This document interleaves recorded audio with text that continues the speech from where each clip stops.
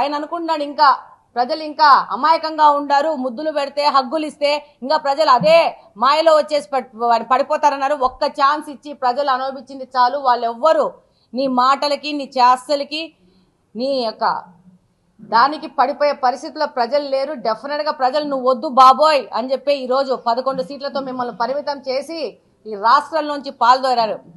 ఈయన తన సొంత కార్యక్రమం మీద పులివెందులకు వచ్చి దాన్ని కూడా రాజకీయం చేసుకుంటూ సొంత పనికి వచ్చి రాజకీయ పని కూడా చేసుకోపోవడానికి పోయి అక్కడ ముసలి కన్నీళ్లు కార్చడం జరిగింది. అక్కడ అధికారులు కానీ ప్రజలు కానీ చెప్తున్నారు మాకు దీనికి ఇన్పుట్ సబ్సిడీ ఉంది అని చెప్తున్నా కూడా అర్థం కాని పరిస్థితుల్లో మాజీ ముఖ్యమంత్రి గారు ఉన్నారు. ఏ రోజైనా అధికారంలో ఉన్నప్పుడు ఈ గత 8-10 సంవత్సరాల క్రితం వరకు ఆయనే ముఖ్యమంత్రిగా ఉన్నారు.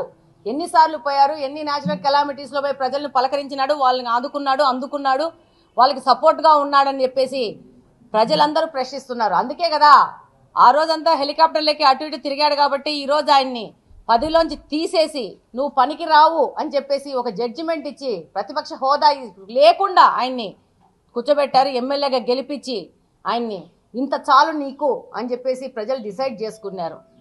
మళ్ళా 3 సంవత్సరాలు వస్తానంటున్నాడు.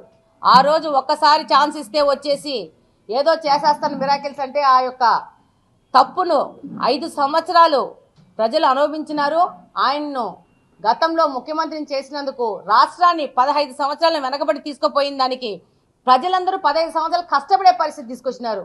ఈరోజు రాష్ట్రంలో అసలు డబ్బులే లేకుండా ఊడ్చిపెట్టుకొని పోయినారు. ఏం చేసినాడు ఈయనంటే మందల కింద అవినీతి తిమింగళాలను తయారు చేసి పెట్టినాడు.